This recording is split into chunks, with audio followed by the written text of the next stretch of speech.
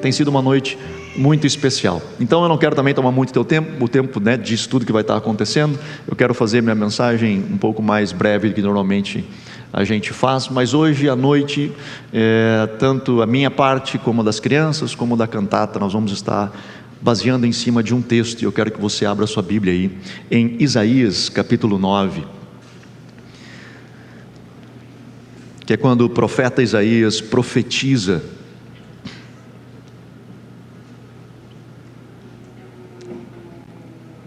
sobre Jesus. Isaías capítulo 9, eu não sei se você sabe, mas Isaías é considerado o profeta messiânico. Ele viveu 700 anos antes de Jesus, e ele descreve Jesus na cruz com ricos detalhes. Por exemplo, em Isaías 52, em Isaías 53, com tantos detalhes que nem os próprios evangelistas que estavam vendo Jesus na cruz conseguiram descrever. Ele descreve 700 anos antes de Jesus. Isaías, ele tem uma experiência profunda com Deus no capítulo 6 de Isaías, quando morre o rei e ele vai orar a Deus. Afinal ele era muito amigo do rei, e ele então tinha determinados privilégios como amigo do rei, e o rei morre, e ele vai buscar o Senhor, e quando ele busca o Senhor, ele entra em intimidade com Deus, ele tem um encontro com Deus, e ele nota que ele é podre, e que Deus, ele é santo, e nesse processo de ele ser podre e Deus ser santo, ele diz assim: ai de mim que vou perecer, porque sou um homem de lábios impuros, habito no meio de um povo de impuros lábios, e os meus olhos viram o Senhor, entraram em intimidade. Nesse lugar de intimidade que ele olha para dentro de si, e ele vê que ele é podre, e ele diz: cara, eu vou perecer, não tem como, dentro de mim não habita bem algum. Na verdade, o maior privilégio que nós temos no Evangelho é, encontrando Cristo, ele poder nos livrar. Mas livrar do quê? Do pecado? Do pecado também, mas o Senhor nos livra de nós mesmos. O Senhor nos livra da nossa arrogância, dos nossos desejos pecaminosos. Ele nos livra de nós mesmos. Isaías se dá conta que ele é podre, ele clama ao Senhor.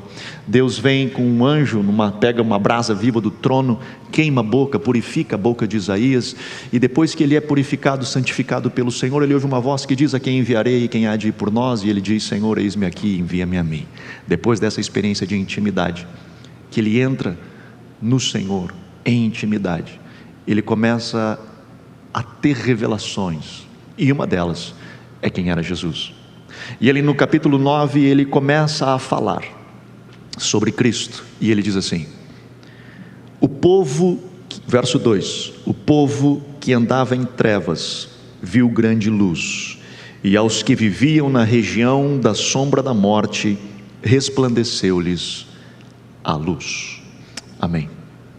Pai, abençoa a tua palavra, que possamos, Senhor, ouvir a tua voz, que possamos ser ministrados pelo teu Espírito. Seja o nosso mestre, em nome de Jesus. Amém. Eu gosto demais desse texto, especial no verso 2, porque ele diz assim: o povo que andava em trevas, cercado de trevas, de repente viu luz. E o povo que andava na região da sombra da morte, sobre eles resplandeceu luz. O que isso significa, o que isso nos ensina, o que isso nos ministra, é que para esse povo teve esperança. O povo que estava em trevas, que talvez acreditava que não tinha mais solução, que acreditava que talvez não tinha mais a luz no fim do túnel, afinal, todo ao redor de si era trevas. A esse povo, Isaías diz que veio luz. Ao povo que andava, escute, no vale da sombra da morte. Sobre este povo, sem esperança, que já tinha entregue todos os pontos, que já não lutava mais, que já tinha desistido de lutar, aquele que acreditava que, cara, acabou, deu, não tem mais como nós sairmos dessa realidade, acabou aqui. A esse povo resplandeceu-lhes a luz. Em Cristo nós temos esperança. Em Cristo, dentro de nós, precisa ter uma chama de esperança. Nós que conhecemos a Cristo, nós que tivemos um encontro com Jesus, o reflexo deste encontro é que dentro de nós gera esperança. Nós estamos vivendo um tempo onde necessitamos de esperança. Nós carecemos de esperança. Nós carecemos de sonhar novamente. Nós carecemos de levantar os nossos olhos e acreditar que é possível. Nós vemos hoje uma sociedade apodrecendo, nós vemos um ambiente que nós estamos receosos de onde vamos criar os nossos filhos. Nós vemos valores sendo deturpados, olhamos ao redor e não encontramos um lugar aonde poder agarrar neste mundo, entendendo que obviamente só existe um reino que não pode ser abalado, que é o reino dos céus. E neste lugar, neste ambiente, ainda que haja o vale da sombra da morte, a este povo resplandece a luz. Por isso que muitas das vezes nós vemos hoje pessoas em dificuldades, mas quando nós conhecemos a Jesus e essa luz resplandece dentro de nós, como eu já disse antes, um dos reflexos é a esperança. E a minha pergunta é: se nós podemos então ter essa vida, por que estamos apenas sobrevivendo? Se foi nos dado essa vida, se sobre nós resplandeceu a luz que gera esperança àqueles que no vale da morte estão, se conseguiu dar esperança a esse povo, que a eles que estavam no vale da morte voltaram a sonhar com a vida, porque nós, ao invés de vivermos, estamos sobrevivendo? Porque nós, que já tivemos essa luz que um dia brilhou dentro da gente, que teoricamente deveria de manter esse coração aceso, cheio de esperança, de luz, de vida, que do nosso interior fluam rios de água viva, porque sobrevivemos e não estamos vivendo? Isaías, quando profetiza de Jesus, ele diz: aconteceu isso, o povo que estava em trevas teve esperança, deu a luz. E ele diz: sabe como?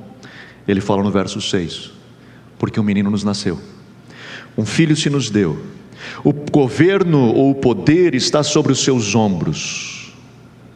A resposta, essa luz que chega, é um menino.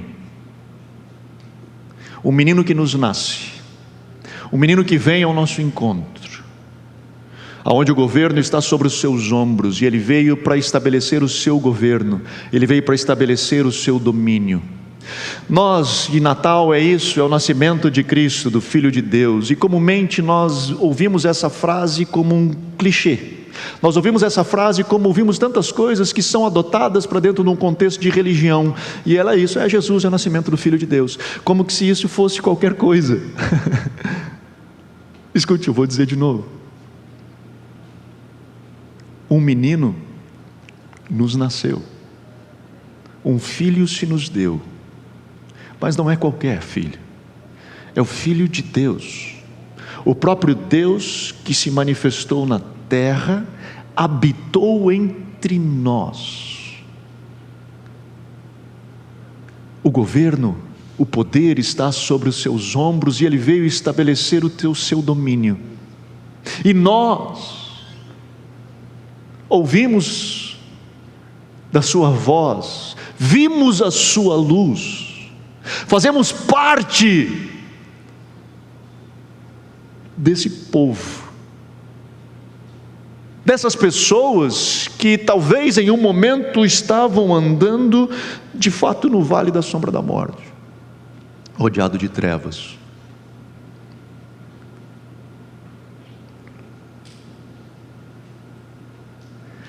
E ele diz: esse Jesus que veio para estabelecer o seu reino, ele não veio para estabelecer de qualquer jeito, ele tem uma forma de fazer isso, e está expresso no seu próprio nome.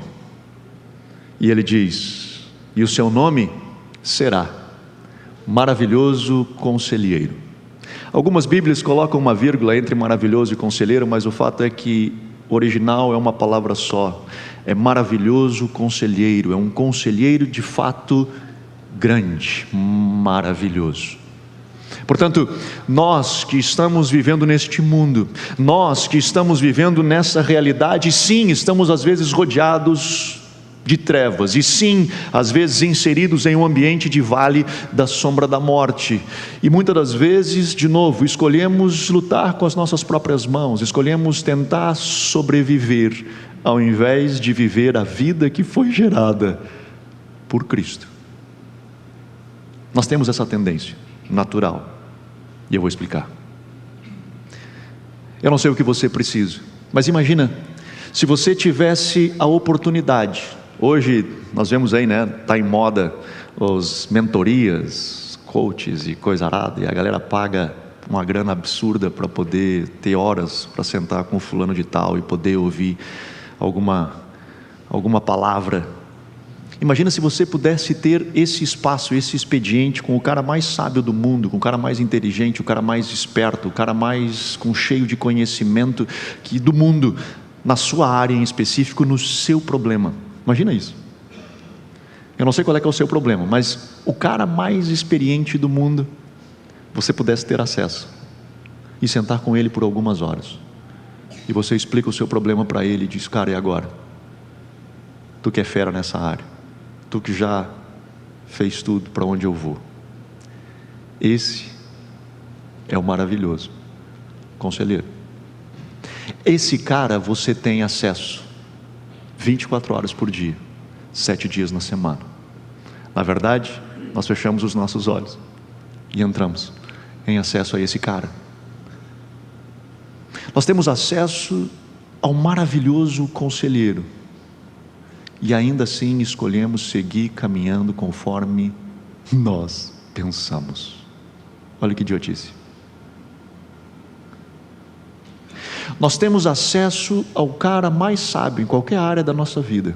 Nós temos acesso à pessoa o mentor em qualquer área que você possa imaginar, e nós ainda assim escolhemos andar conforme a nossa própria vontade. E quando não dá mais certo, quando a gente botou tudo fora, a gente clama e diz: Deus, aonde você está?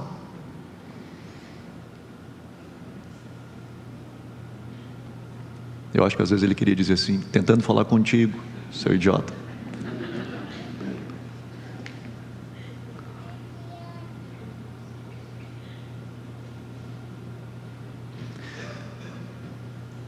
Nós temos em Cristo um maravilhoso conselheiro. E depois que ele diz: cara, é para lá que você vai, é esse caminho que você deve de seguir, é essa jornada que você precisa fazer. Depois que ele nos dá a direção, sabe qual é o próximo nome dele? É Deus Forte, porque ele não vai te deixar sozinho. Você vai dar essa resposta e dizer: Senhor, beleza, tu tem falado comigo, eu vou responder a tua direção. Senhor, eu não sei como vai ser. Ele: fica tranquilo, essa batalha agora não é mais tua, essa batalha é minha. Eu sou o Deus Forte, eu vou lutar contigo, eu vou guerrear essa batalha junto contigo. Que jornada! Já pensou nisso? Que jornada é colocada diante de nós, o desafio que eu e você temos de viver uma vida de mãos dadas com o Mestre, aonde nós caminhamos e Ele vai lutando as nossas jornadas, Ele vai peleando conosco as nossas guerras, e nós vamos tendo a vida de Cristo em nós. Porque quando nós andávamos em trevas, sem esperança, no vale da morte, veio a esperança veio em nós. Paulo descreve e diz: Cristo em vós, a esperança da glória. Esse Cristo que resplandeceu sobre nós, Ele sim tem que nos encher de esperança. Não, a vida não acaba ali no vale da sombra da morte. Nem quando nós morrermos, ela não acaba no vale da sombra da morte. O vale da sombra da morte, as trevas que nos cercam, não é o fim. Ele diz: eu sou o teu maravilhoso conselheiro e sou o teu Deus forte. Então para de tentar sobreviver e vamos tentar viver juntos. Para de tentar fazer as coisas sozinho e vamos viver juntos. E aí depois ele diz, depois de Deus forte, ele fala que o seu nome é Pai da eternidade. Sabe por quê? Porque ele te dá identidade. Ele diz: cara, você não vai a qualquer, você é meu filho. Eu te dou a tua identidade, eu marco em você quem você é, a sua identidade. Nós vivemos uma geração de órfãos, e não necessariamente que nós não tenhamos pais, mas às vezes a nossa paternidade não é uma paternidade eficaz, efetiva. Apresentamos hoje de manhã uma criança. Uma das coisas que eu falei aos pais, eu disse: uma das tarefas que vocês têm é representar Deus na vida da Manu. Ela precisa ver em vocês características de Deus. Esse é um grande desafio que nós temos como pais. O mundo tem vivido em pecado e as famílias têm sido desestruturadas, e cada vez mais nós temos distorções de paternidade. Isso não só nos distancia de quem Deus é como pai, mas também distorce a nossa própria identidade. Nós não sabemos que somos filhos, e não sabendo que somos filhos, nós começamos a lutar sozinhos. E essa é a grande diferença entre um órfão e um filho. O órfão não tem herança, ele não tem de quem receber herança, por isso que ele tem que correr atrás, ele tem que lutar, e nós passamos uma vida inteira lutando, e muitas das vezes nós temos até um bom pai e não nos relacionamos com ele assim. A parábola do filho pródigo fala disso, o filho mais velho e o filho pródigo, um que vai ao pecado, o outro que vive em religião. O que vivia em religião, ele estava dentro da casa do pai, o pai era um homem cheio de amor, e ele não se relacionava com Deus dessa forma, porque ele tinha problemas de identidade de quem ele era. Tanto que o pai olha para ele e diz: mas meu filho, quando ele reclama: eu estou aqui sem nunca transgredir um só dos teus mandamentos, nunca me deste um cabrito sequer para alegrar com os meus amigos. O pai olha para ele e diz assim: mas meu filho, tu não entendeu nada até hoje, tudo que eu tenho é teu, tu é meu filho, tu é meu filho. Mas não, nós escolhemos viver a nossa vida como órfãos, distantes de Deus, e nisso nós sobrevivemos e nós não vivemos. Eu lembro, um dia eu fui convidado para ministrar para pastores em Rivera, no Uruguai, um café para pastores, e naquele dia eu pensei: Senhor, o que eu vou ministrar, o que eu vou ministrar e tal. Eu digo: vou falar sobre paternidade, vou ensinar esses caras, ou pelo menos ministrar na minha experiência de como é cuidar de gente, de como é se debruçar e serem bons pais na vida dos filhos, né? Dos filhos espirituais na igreja. E eu ministrei aquele culto, aquele café.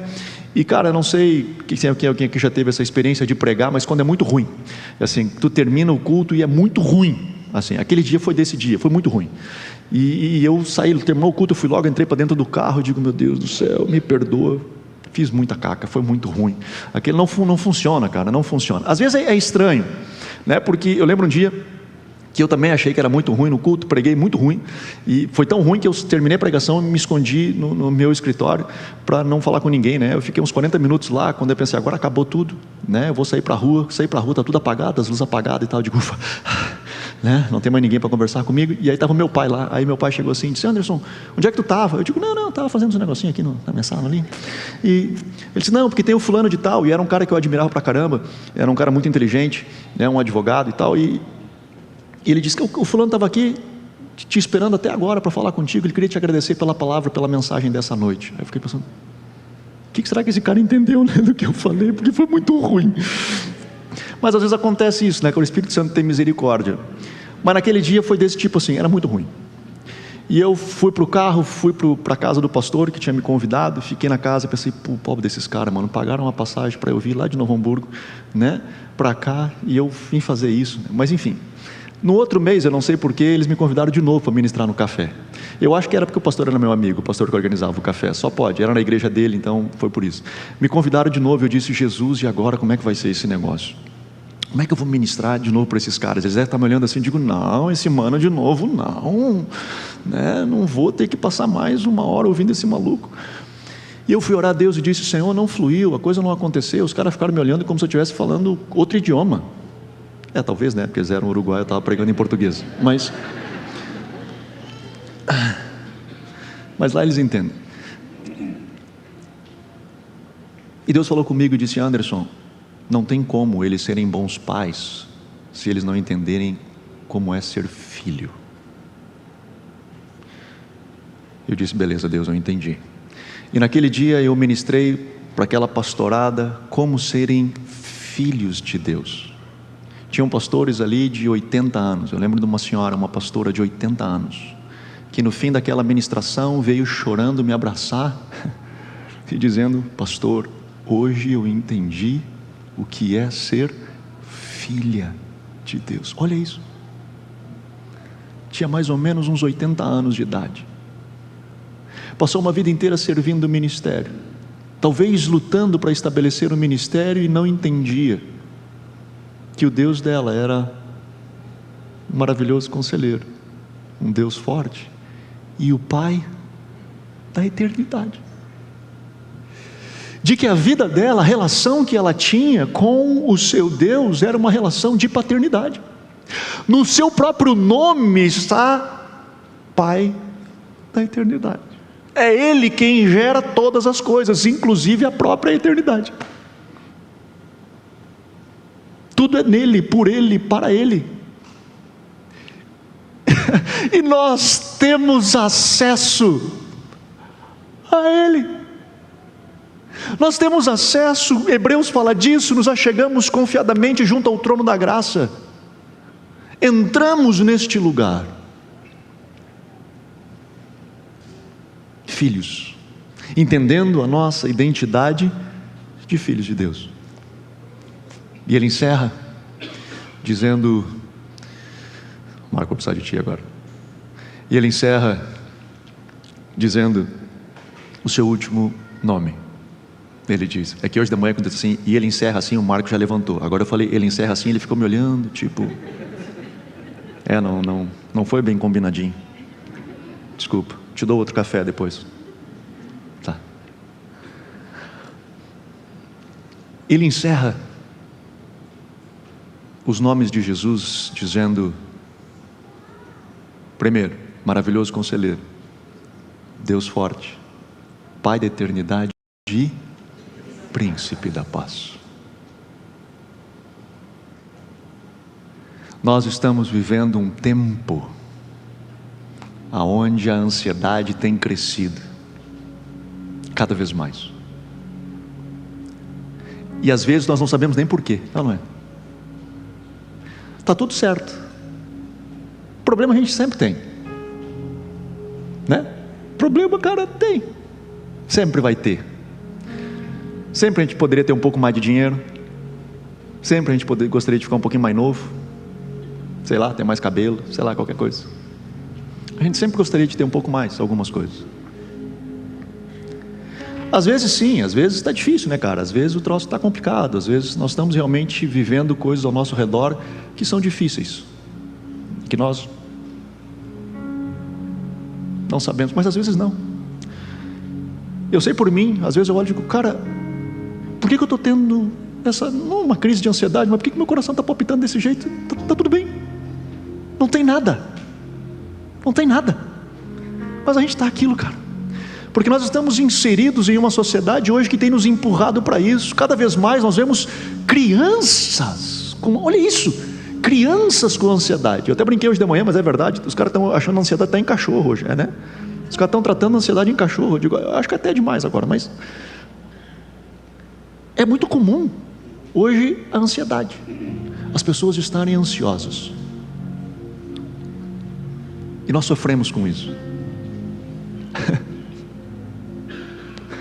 E nós temos o príncipe da paz. Nós temos o príncipe da paz. Ao povo que andava em trevas, viu a luz. Aquele que andava no vale da sombra da morte, sobre ele resplandeceu a luz. Jesus. Cara, eu não sei mesmo.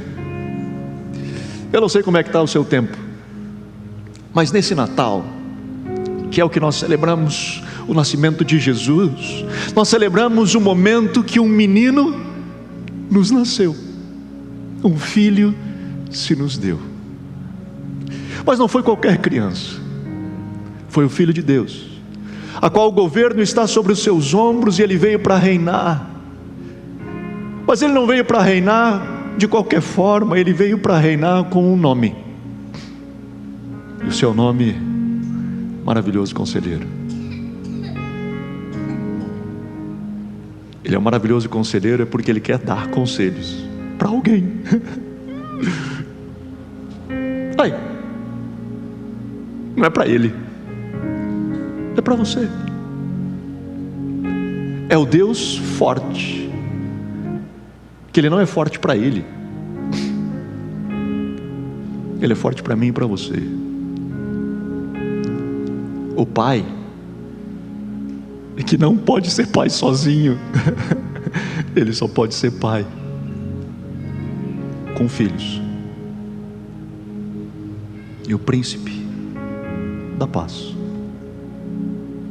de um Cristo que vem e entra dentro de nós, e aquela paz que excede o entendimento, que a gente não sabe explicar, que a gente não consegue compreender em palavras, que não entram na nossa mente, que a gente não consegue expressar isso, mas ela inunda a nossa alma de uma maneira tal, que nós estamos no meio do vale da sombra da morte. Nós estamos no meio do vale da sombra da morte. Ao nosso redor só ossos, só palavras de morte, sem luz no fim do túnel. E nesse lugar resplandece a luz. Cristo, o príncipe da paz. Nesse Natal, que nós possamos celebrar a Jesus.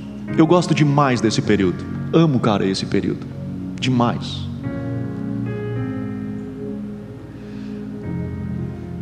Não, Jesus não nasceu dia 25, não, nada disso, bobagem, não, pinheirinho, luzinha, nada, não, nada. Mas a atmosfera, ela nos remete a algo tão precioso do Evangelho, Cristo. Nós sempre temos nossos momentos de confraternização, de comida, que é bom, mas como família nós sempre procuramos ter um momento de adorar Jesus, de dizer: Jesus, eu te amo, Jesus, eu te amo, Jesus, vem. Que nesse Natal, pare de sobreviver, pare de tentar lutar sozinho, pare de tentar lutar sozinho.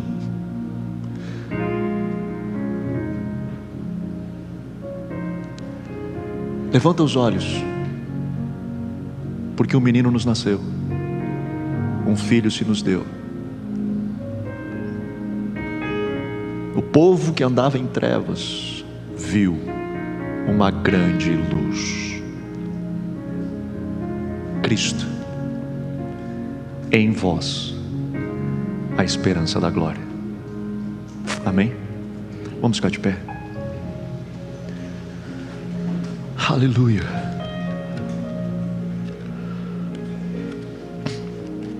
Aleluia.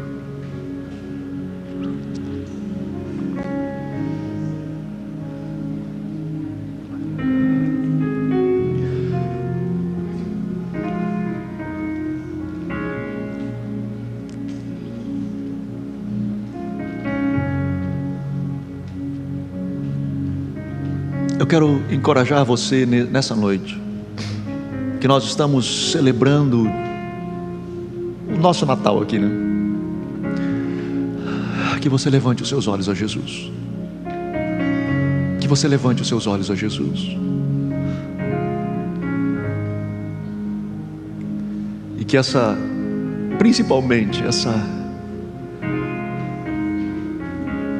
angústia aí do seu ser, do seu homem interior, da sua alma, que você às vezes não sabe nem o porquê, mas está lá. Que você diga: príncipe da paz,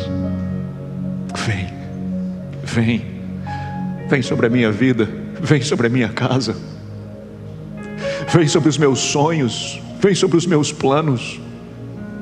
Vem, príncipe da paz. Vem. Senhor, eu não sei como vai ser amanhã, mas eu sei que eu tenho em Ti o melhor conselheiro. Senhor, eu não sei o dia de amanhã, mas eu tenho em Ti aquele que me guia. Eu não estou só, porque um dia um menino nos nasceu, um filho se nos deu. Eu não estou só, e de mãos dadas com Ele, caminho com o Deus forte, caminho com o Pai da eternidade, aquele que me deu identidade, aquele que me tirou dos cantos mais remotos dessa terra, como diz o próprio texto de Isaías, e me chamou pelo meu nome, me dando destino, me dando objetivo de vida. Meu Pai,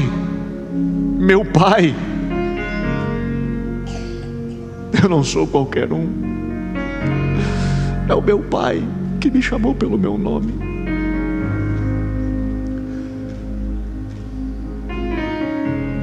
Mas Anderson, como vai ser? Eu não sei. Você talvez não saiba. E até que as coisas comecem a acontecer, abrace o príncipe da paz. Abrace o príncipe da paz. Abrace o teu Deus. A paz que excede o entendimento, que não faz sentido algum, mas que nos leva além. Caminhando no vale da sombra da morte,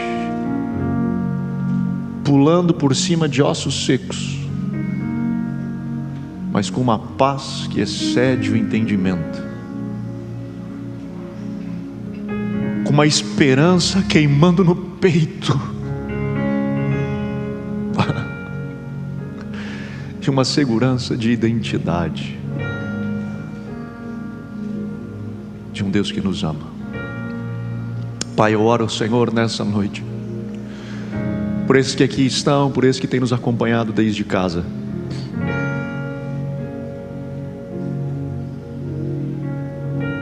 Jesus, vem e enche as nossas vidas. Vem, Senhor, e inunda, Senhor, esses lares, essas casas, essas famílias. Príncipe da paz, vem e enche os corações. Transborda, Senhor, essas vidas. Eu oro em nome de Jesus. Papai, vem e dá a direção. Papai, alguns aqui, Senhor, estão parados porque não sabem para onde ir, que rumo tomar. Sejas o maravilhoso conselheiro, seja do Deus forte que luta com eles essa guerra. Seja Pai da eternidade, o nosso não podia ser melhor, príncipe da paz. Obrigado, Senhor Jesus. Obrigado por quem Tu és. Em nome de Jesus. Amém.